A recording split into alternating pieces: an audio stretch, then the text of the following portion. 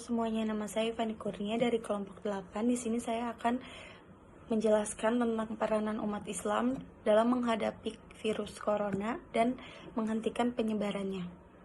Agama adalah salah satu tempat yang dapat dijadikan sandaran bagi setiap individu untuk mengeliminasi rasa ketakutan dan kekhawatiran yang berlebih. Di dalam Islam misalnya yang sudah tertulis di Quran surat An-Nahl ayat 112, manusia itu adalah makhluk yang sangat rentan merasakan kepanikan dan ketakutan terhadap kelaparan, bencana alam maupun kehilangan sesuatu. Hal inilah yang dapat disaksikan dari merebaknya pandemi COVID-19 belakangan ini. Banyak cara dan upaya yang dapat dilakukan untuk menghadapi virus corona dan menghentikan penyebarannya. Salah satunya yang sudah dilakukan oleh Muhammadiyah yaitu menyerukan jemaatnya untuk masing-masing melakukan aktivitas pengajian, sholat Jumat, dan sholat zuhur di rumahnya masing-masing. Hal ini dilakukan sebagai upaya dalam pencegahan virus corona yang dimana beresiko besar menular ketika kita berada di kerumunan. Hal lainnya yang sudah dilakukan oleh agama Islam dalam pencegahan penyebaran virus corona adalah sebagian masjid dan musola sudah tidak menyediakan pinjaman alat sholat seperti sejadah, pengajian, sholat Jumat, dan sholat zuhur di rumahnya masing-masing. Hal ini dilakukan sebagai upaya dalam pencegahan virus corona yang dimana beresiko besar menular ketika kita berada di kerumunan. Hal lainnya yang sudah dilakukan oleh agama Islam dalam pencegahan penyebaran virus corona adalah sebagian masjid dan musola sudah tidak menyediakan pinjaman alat sholat seperti sejadah, mukena, dan sarung. Dan hal lainnya yang dapat kita lakukan dalam menghadapi virus corona dan menghentikan penyebarannya yaitu melakukan karantina. Dalam sejarah, wabah penyakit menular sudah terjadi dari zaman Rasulullah SAW. Wabah tersebut adalah penyakit kusta yang menular dan mematikan dan belum ada obatnya. Wabah tersebut sama persis seperti virus COVID-19 yang sampai saat ini belum ada vaksinnya. Salah satu upaya yang dilakukan Rasulullah dalam menghadapi wabah tersebut yaitu mengkarantina dan mengisolasi umatnya, baik yang sudah tertular ataupun yang belum tertular wabah tersebut. Hal tersebut dapat kita contoh dalam menghadapi virus COVID-19 ini. Kita dapat mengkarantina bagi kita yang belum tertular dan mengisolasi penderita agar penderita tersebut cepat pulih. Demikian yang dapat saya sampaikan dalam cara menghadapi virus COVID-19 dan mencegah penyebarannya. Sekian dan terima kasih. Perkenalkan, nama saya Nanda Putra Mega. NIM saya itu 22018345990. Saya dari jurusan Sastra Inggris. Saya binusian 2022. Nah, di sini saya akan menjelaskan tentang bagaimana agama saya menanggapi tentang virus corona. Nah, kebetulan agama saya itu adalah agama Islam. Jadi di dalam agama Islam itu saya diajari dengan mengikuti beberapa langkahnya juga. Itu termasuk dalam dalil-dalilnya juga. Yang pertama ada rajin cuci tangan. Nah, kenapa kita disuruh rajin cuci tangan? Pertama, untuk memprevensi virus corona itu sendiri. Kenapa? Karena virus corona ini memang terkenal dengan kontaknya yang begitu cepat dan juga menyebarnya juga lumayan cepat teruntuknya untuk wabah virus corona ini sendiri. Dan juga memang di beberapa daerah termasuk Jakarta itu sudah memasuki tahap level yang serius, yaitu dengan gejala yang melalui medium dengan berkontak dengan orang lain seperti bersalaman atau misalnya dengan bersalaman lalu juga bersin dan tidak menggunakan masker seperti itu. Nah, rajin cuci tangan ini itu ada sangkut pautnya dengan kegiatan berwudu yang ada di agama Islam. Nah, berwudu itu adalah seperti membersihkan diri sebelum kita berdoa kepada Tuhan atau berdoa kepada Allah Subhanahu wa taala. Nah, jadi kita ada yang namanya berwudu yang dimulai dengan yang dimulai dengan kedua tangan kita, lalu dilanjutkan dengan muka, lalu hidung, lalu kita membersihkannya di anggota tubuh yang lainnya. Nah, seperti itu. Nah, kebetulan virus corona ini setelah kita melakukan kontak terhadap orang yang positif corona, kan kita melarang untuk menyentuh anggota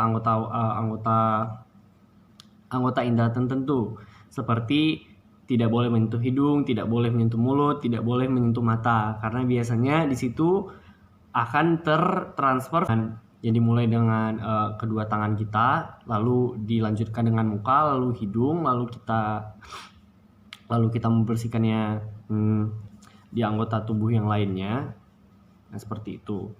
Nah, kebetulan virus corona ini setelah kita melakukan kontak terhadap orang yang positif corona, kan kita melarang untuk menyentuh anggota indera tertentu, seperti tidak boleh menyentuh hidung, tidak boleh menyentuh mulut, tidak boleh menyentuh mata, karena biasanya di situ akan tertransfer virus corona itu sendiri. Makanya dalam agama Islam kita disuruh berwudu agar dapat mencegah penyebaran virus itu, seperti itu. Lalu yang ketiga ada lockdown. Nah, jauh sebelumnya pemerintah menyuruh masyarakatnya untuk melakukan lockdown, dalam agama Islam itu memang sudah dari dulu itu memang sudah diperintahkan tidak mendatangi penyakit atau virus yang memang sudah diketahui dan banyak diderita orang lain. Makanya dalam agama Islam itu kita disuruh lockdown atau mengunci diri, dan juga disuruh untuk berikhtiar. Berikhtiar di sini maksudnya adalah berserah diri kepada Allah Subhanahu wa taala dan minta berdoa kepada Yang Tuhan Yang Maha Esa agar virus corona ini dapat tertangani segera, seperti itu. Lalu yang keempat adalah sholat dengan masker. Kenapa? Karena sebenarnya menggunakan masker itu nggak cuma pas kita sholat doang, tapi ini salah satu pencegahan untuk menyebarnya virus corona. Ya, seperti yang kita tahu, misalnya kalau kita melaksanakan sholat di masjid, lalu kita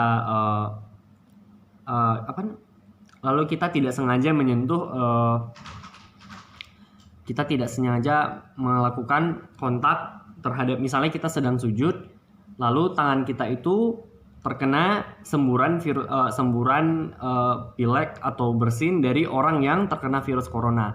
Nah, seperti itu. Jadi kita disarankan untuk menggunakan masker dan juga mengurangi kontak terhadap penderitanya, seperti itu. Ya, saya rasa itu aja untuk video kali ini. Sekian dan terima kasih. Teman-teman yang saya banggakan, perkenalkan, saya Bama Farid. Bersama dengan teman-teman di kelompok Sibi Agama, saya menghimbau kepada teman-teman sekalian. Kita mengetahui bersama bahwa dunia sedang digoncang oleh pandemi COVID-19.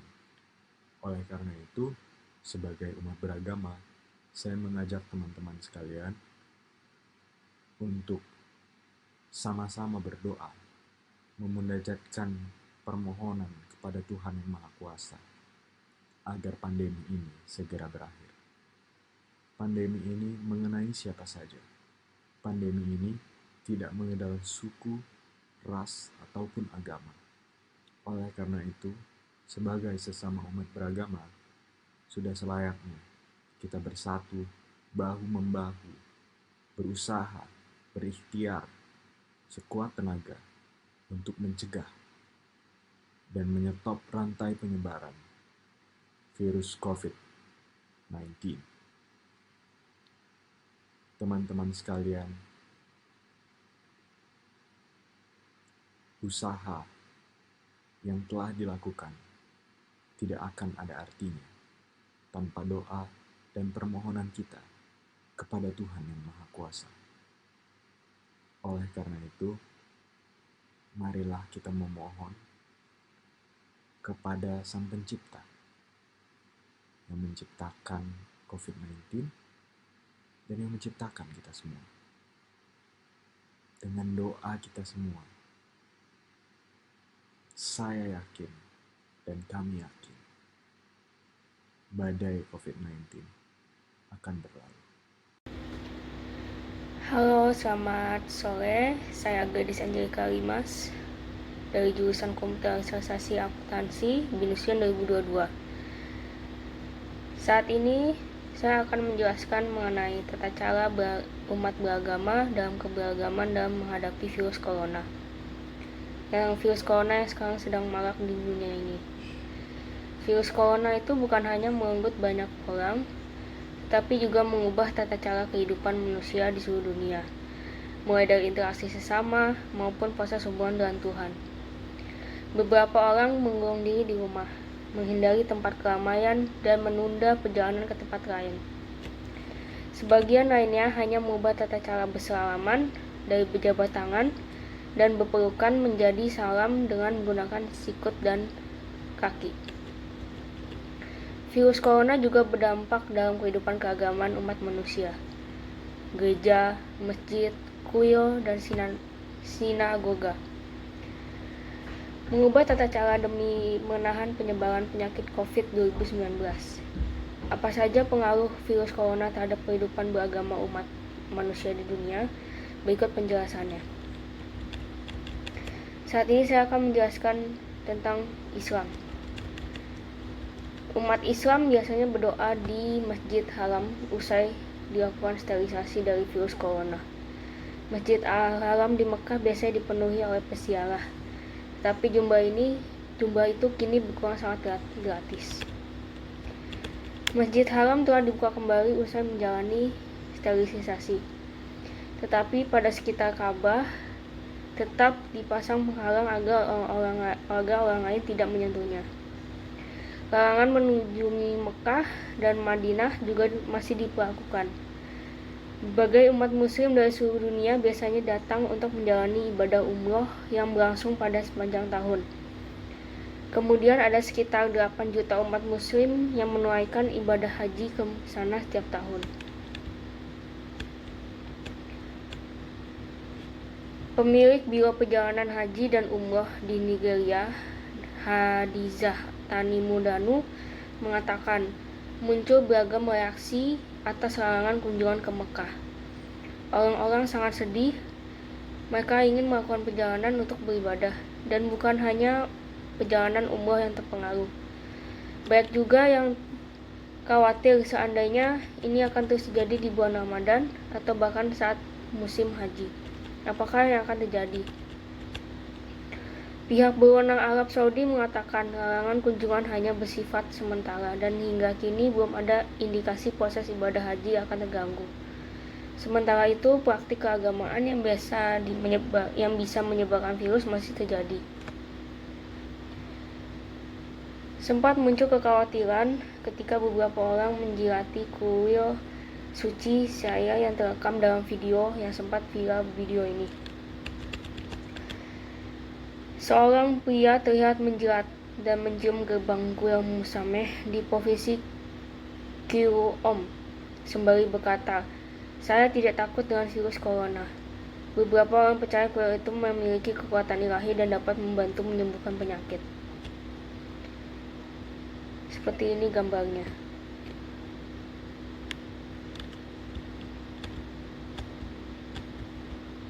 Dua orang yang terlibat dalam video kini terancam penjara akibat perbuatannya. Bagi beberapa umat muslim yang terpenting adalah memfokuskan diri pada perubahan dalam perilaku sehari-hari. Contohnya ketika Afrika Selatan menghadapi virus corona, pemuka agama di sana memanfaatkan salat Jumat untuk memberi nasihat-nasihat kepada penjamaah untuk ikut serta melakukan pencegahan. Muhammad Ali dari BBC Afrika mengatakan bahwa umat muslim ibadahnya itu disarankan untuk tidak berjabat tangan atau berpelukan saat ibadah. Memang perlu waktu untuk terbiasa. Orang-orang masih berjabat tangan selesai salat, bukan hanya mengabaikan pesan, tapi karena sudah jadi refleksi. Ali mengatakan beberapa orang sudah mulai bersalaman dengan saling menyentuh kaki, bukan lagi berjabat tangan. Ali sendiri kini menggunakan sikut tangan untuk bersalaman. Perlahan orang melakukan penyesuaian. Yang menambahkan bahwa mereka juga telah disarankan untuk membawa sajadah sendiri pada saat Jumat yang berikutnya, seperti halnya yang dilakukan pada para jemaah di Singapura. Bagaimana dengan umat Hindu? Bagi umat Hindu saat ini adalah waktunya Holi yang dirayakan. Perayaan Holi merupakan peringatan kemenangan kebaikan atas kejahatan, serta musim semi, cinta, dan kehidupan baru. Sebagai bagian dari perayaan, orang-orang melemparkan bubuk warna di udara dan saling melukis wajah. Perdana Menteri India, Narendra Modi, mengatakan tidak akan ambil bagian dalam perayaan pabrik Holi kali ini. Ia menyarankan orang-orang menghindari pertemuan ramai dan besar. Walau demikian, masih banyak umat Hindu yang India turun ke jalan raya merayakan Holi selama akhir pekan. Meskipun mereka berwajah tetap mengambil tindakan pencegahan seperti mengenakan masker wajah. Nikki memilih tinggal di dalam rumah dan bertukar salaman melalui telepon daripada merayakan Holi di tempat ramai. Karena bersin saja sudah cukup untuk membuat waspada. Itulah perasaan umum di sini. Saya merasa senang bahwa saya memilih keamanan daripada perayaan, katanya. Bagaimana dengan umat Yahudi? Masih banyak umat Yahudi yang mencium dan menyentuh mezuzah sebelum masuk bangunan dan ruangan. Bagaimana cara mengetahui agar orang tidak memeluk dan merangkul seorang janda yang sedang berduka di pemakaman? Itu situasi yang sangat sulit dihadapi oleh Rabbi Jackie Tabik dari sinagoga West Central Liberal London. Saya akan bilang, kalau saya tahu jika Anda ingin mengekspresikan cinta dengan memeluk janda yang berduka itu, namun cara terbaik sekarang ini adalah dengan berbicara dengannya. Mengangguk padanya, jangan memeluk atau mengangguk, karena itu bukan hal yang tepat untuk dilakukan saat ini.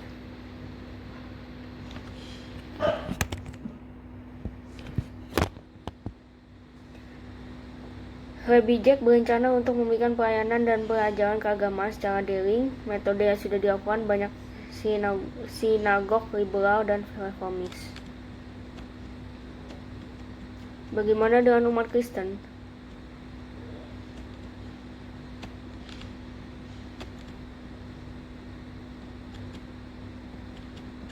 Ratusan orang yang beribadah di Gereja Kristus di Georgetown, Washington DC, sebuah gereja bersejarah di ibu kota Amerika Serikat, dihimbau untuk mengkarantina dirinya sendiri. Ini disebabkan seorang pendeta gereja menjadi seorang pertama yang positif terjangkit virus corona di distrik itu. Pendeta Timothy Cole dinyatakan positif corona pada Sabtu,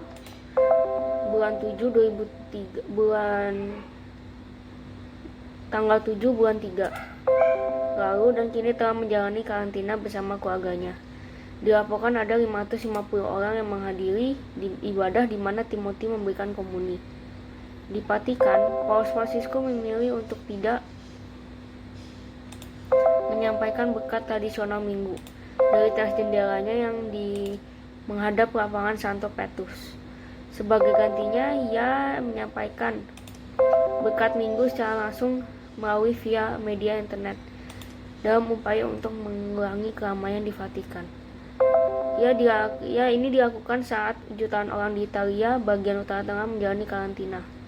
Gereja-gereja Katolik dari Ghana hingga Amerika Serikat dan Eropa telah mengubah cara melaksanakan misa guna menghentikan infeksi. Para imam gereja meletakkan rosti atau roti sakramen di tangan para jemaat daripada di lidah. Mereka juga berhenti memberikan anggur di piala komunal. Alih-alih berjabat tangan saat tanda perdamaian dalam proses ibadah, anggota jemaat diminta untuk cukup mendoakan orang yang duduk di sebelah mereka. Sekalipun paham pentingnya langkah-langkah semacam itu, beberapa jemaat merasa kehilangan.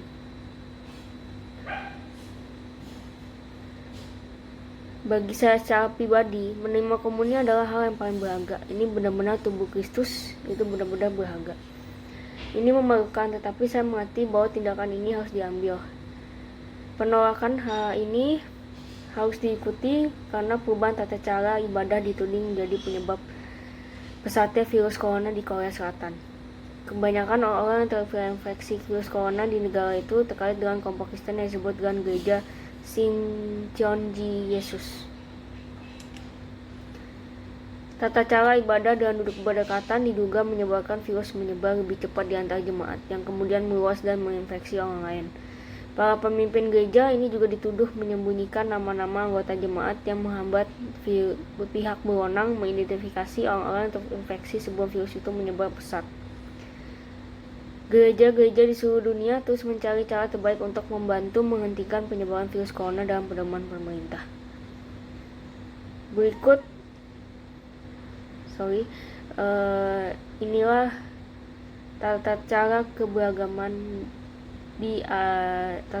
keagamaan di dalam keberagaman bangsa Indonesia. Terima kasih. Selamat malam semuanya. Nama saya Noval Fikri. Saya jurusan Accounting Information System Binusian 2022. Dalam video ini saya akan menjelaskan tentang tata cara hidup beragama Islam dalam menghadapi virus corona di Indonesia. Virus corona bukan hanya merenggut ribuan nyawa, tetapi juga mengubah tata cara kehidupan manusia di seluruh dunia, mulai dari interaksi sesama maupun proses berhubungan dengan Tuhan. Beberapa orang mengurung diri di rumah, menghindari tempat keramaian dan menunda perjalanan ke tempat lain. Sebagian lainnya mengubah tata cara bersalaman dari berjabat tangan dan berpelukan menjadi salam menggunakan siku dan kaki. Virus corona juga berdampak dalam kehidupan keagamaan umat manusia. Gereja, masjid, kuil, dan sinagoga mengubah tata cara ibadah demi menahan penyebaran penyakit COVID-19. Sebagai contoh dalam agama Islam, berbagai umat muslim dari seluruh dunia biasanya datang untuk menjalani ibadah umroh yang berlangsung sepanjang tahun. Kemudian ada sekitar 8 juta umat muslim menunaikan ibadah haji ke sana setiap tahun, tetapi jumlah itu kini berkurang drastis akibat virus corona. Kalau di Indonesia ada 9 poin fatwa MUI terkait ibadah saat pandemi corona. Fatwa ini menjadi pedoman dalam tata cara hidup beragama Islam di Indonesia. Fatwa tersebut antara lain: 1. Setiap orang wajib melakukan ikhtiar menjaga kesehatan dan menjauhi setiap hal yang diyakini dapat menyebabkannya terpapar penyakit, karena hal ini merupakan bagian dari menjaga Tuhan. Tujuan pokok beragama Al-Daruriyat Al-Khoms. 2. Orang yang telah terpapar virus corona wajib menjaga dan mengisolasi diri agar tidak terjadi penularan kepada orang lain. Orang yang sehat dan yang belum diketahui atau diyakini tidak terpapar COVID-19 harus memperhatikan hal-hal sebagai berikut. A. Dalam hal ibadah berada di suatu kawasan yang potensi penularannya potensi penularannya tinggi atau sangat tinggi. Berdasarkan ketetapannya pihak yang berwenang, maka ia boleh meninggalkan sholat Jumat dan menggantikannya dengan sholat zuhur di tempat kediaman, serta meninggalkan jamaah sholat 5 waktu atau rawatib, tarawih, dan id di masjid atau tempat umum lainnya. B. Dalam hal berada di suatu kawasan yang potensi penularannya rendah, berdasarkan ketetapan pihak yang berwenang, maka ia tetap wajib menjalankan kewajiban ibadah sebagaimana biasa dan wajib menjaga diri agar tidak terpapar virus corona, seperti tidak kontak fisik langsung, bersalaman, berpelukan, cium tangan, membawa sajadah sendiri, dan sering membasuh tangan dengan sabun. 4. dalam kondisi penyebaran COVID-19 tidak terkendali di suatu kawasan yang mengancam jiwa umat Islam, tidak boleh menyelenggarakan sholat Jumat di kawasan tersebut sampai keadaan menjadi normal kembali dan wajib mengadakannya dengan sholat zuhur di tempat masing-masing. 5. Dalam kondisi penyebaran COVID-19 terkendali, umat Islam wajib menyelenggarakan sholat Jumat. 6. Pemerintah menjadikan fatwa ini sebagai pedoman dalam upaya penanggulangan COVID-19 terkait dengan masalah keagamaan dan umat Islam wajib menaatinya. 7. Pengurusan jenazah, tajdid jenazah terpapar COVID-19 terutama dalam memandikan dan mengkafani harus dilakukan sesuai protokol medis dan dilakukan oleh pihak yang berwenang dengan tetap memperhatikan ketentuan syariat. Sedangkan untuk menyolatkan dan menguburkannya dilakukan sebagaimana biasa dengan tetap menjaga agar tidak terpapar COVID-19. 8. Umat Islam agar semakin mendekatkan diri kepada Allah dengan memperbanyak ibadah taubat, istighfar, zikir, membaca nazilah di setiap sholat fardu, memperbanyak sholawat, zikir, membaca kunuh nazilah di setiap sholat fardu, memperbanyak sholawat, memperbanyak sedekah, dan senantiasa berdoa kepada Allah Subhanahu wa Ta'ala agar diberikan perlindungan dan keselamatan dari musibah dan mara bahaya. Doa daf'u al-bala, khususnya dari wabah COVID-19 yang terakhir nomor 9, tindakan yang menimbulkan kepanikan dan atau menyebabkan kerugian publik seperti memborong dan menimbun bahan kebutuhan pokok dan menimbun masker hukumnya haram. Terima kasih. Halo, nama saya Nathan Radio. Saya ingin menjelaskan tentang bagaimana umat Kristiani dalam menanggapi virus corona ini. Tahun ini banyak berita-berita mengenai virus corona yang menyebabkan kerugian di berbagai negara. Keadaan ini sungguh memprihatinkan dan mencemaskan. Di situasi kelam ini, mungkin kita terdorong untuk bertanya, di manakah Allah? Pertanyaan ini wajar dan sangat mungkin bisa dipertanyakan oleh orang-orang yang saat ini sedang berjuang antara hidup dan mati di kota Wuhan. Firman Tuhan menegaskan bahwa Allah tidak pernah meninggalkan umatnya. Ibrani 13 ayat 5b. Ia mengendalikan segala sesuatu dalam segala hal, masa lalu, masa kini, dan masa mendatang, dan tidak ada sesuatu pun yang terjadi di luar kuasa Allah. Segala sesuatu yang terjadi semua ada dalam kedaulatannya atau karena ia mengizinkan hal tersebut. Namun mengizinkan sesuatu terjadi dan menyebabkan sesuatu terjadi adalah dua hal yang berbeda. Kita tidak punya cukup tenaga untuk membantu mereka, tapi kita memiliki akses untuk datang kepada Allah dan menaikkan doa kita kepadanya. Firman-Nya mengatakan, doa orang yang benar bila dengan yakin didoakan sangat besar kuasanya. Yakobus 5 ayat 16. Setelah berdoa, kita juga bisa menahan diri untuk tidak menyebar luaskan informasi-informasi terkait virus corona yang belum bisa diklarifikasikan kebenarannya. Inilah salah satu tindakan sederhana kita yang dapat kita lakukan untuk mendorong sebuah keadaan yang lebih baik. Dan janganlah lupa pula untuk menerapkan pola hidup sehat. Terima kasih. Halo, selamat sore. Nama saya Griffin Wilton dari jurusan Informasi Sistem Audit. Sekarang ini saya akan menjelaskan tentang tata cara hidup beragama dalam keberagaman dalam menghadapi virus corona. Virus corona saat ini adalah virus yang sangat cepat penyebarannya dan juga sudah menyebar hampir ke seluruh dunia. Penyebaran virus ini pun diyakini dimulai melalui hewan yang dimana tata cara pemeliharaannya tidak baik dan tidak bersih, tidak terjaga kebersihannya. Yang menyebabkan hal ini juga